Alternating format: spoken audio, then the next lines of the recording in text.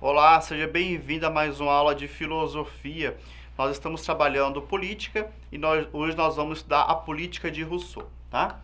Na aula passada nós estudamos a política de Locke, que ele vai defender ali que devido aos nossos conflitos sociais, nossos conflitos individuais, então não foi necessário estabelecer um contrato para que algum representante possa então amenizar, apaziguar a situação entre essas diferenças individuais que cada um possui, tá?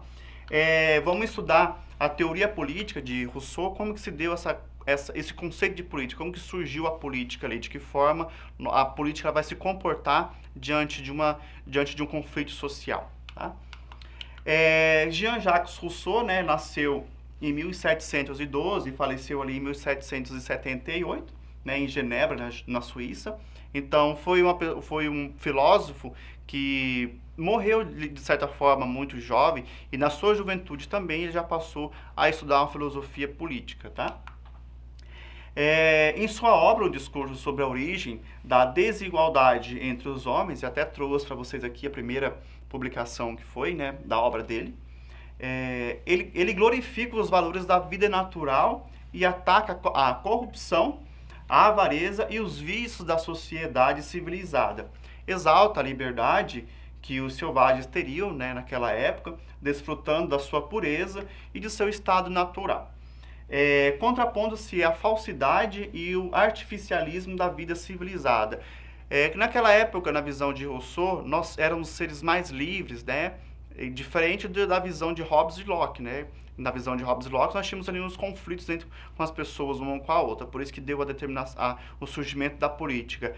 Porém, aqui, na visão de Rousseau, nós temos uma visão um pouco diferente, né? Ele está aqui enaltecendo a nossa liberdade que nós tínhamos naquela época, né? Antes do surgimento da política, antes do surgimento desse conceito de sociedade que nós temos hoje. Porque nós vivemos uma sociedade que vive para a política e a política não vive para a sociedade. Então, naquele estado de natureza ali, estado civilizado daquela época também, nós tínhamos esse desfrutar da natureza, desfrutar do que a vida dá aos seres humanos. Não tínhamos esses conceitos que hoje nós somos muito presos. De certa forma, nós éramos seres livres, porém, né, exaltando essa selvageria, né? A selvageria aqui não é um sentido de um homem selvagem para o mal, mas um selvagem que não vai em busca de coisas materialistas, não vai em busca de coisas superficiais, e sim para manter a sua sobrevivência, o seu estado natural de espírito. Tá? Então, né, Jean-Jacques Rousseau ele foi investigar, então, não só a origem do poder político, tá? Mas sim a existência ou não de uma justificativa válida para os indivíduos. Porque originalmente nós éramos seres livres, né? Porque nós não tínhamos esse apego às coisas materiais, nós não tínhamos esse apego em querer eleger uma pessoa para me representar, porque eu me auto-representava. A terra era um suporte para que eu pudesse me manter vivo, para que eu pudesse produzir, para alimentar a minha família. De certa forma, então, nós éramos livres desses conceitos hoje, de trabalhar 8 horas por dia, folgar uma vez na semana, receber seu salário no final do mês. Então não tinha todos esses conceitos de trabalho, de política, de salário, estudar e etc. Nós, de certa forma, éramos desapegados desses conceitos hoje na qual estamos trancados, estamos acorrentados a esse modo de viver. Então, originalmente, nós éramos livres, né? Nós tínhamos, então, a nossa liberdade e o poder político do Estado, né? Esse poder político do Estado aqui naquela época de liberdade era o seguinte: eu tomo conta de mim, eu tomo conta da minha família, então não tem por que então outra pessoa vir querer cuidar de nós, então. Então esse contexto ali, ele também vai fazer com que a política surja de forma diferente de Locke e também diferente de Hobbes. Então Rousseau defende a tese de que o único fundamento legítimo para o surgimento do poder político é o pacto social, pelo qual cada cidadão, como membro de um povo, concorda em submeter a sua vontade particular à vontade geral. Então, vamos retomar um pouquinho, né? Naquele estado de natureza, por sermos livres, né? Cada um cuidando da sua individualidade, cuidando da sua sobrevivência, da sua subsistência, então era necessário, então, criarmos um pacto social. Então, toda vez que vocês ouvirem pacto social, vai se meter a política de Rousseau, tá? E Hobbes era contratualista, John Locke também era contratualista e Rousseau também é contratualista. Então, tudo vai surgir a partir de um contrato social. Então, nós elegemos uma pessoa, então, para que não cuide somente de mim, não cuide somente da minha família, mas cuide também do nosso ambiente, da nossa ambientização.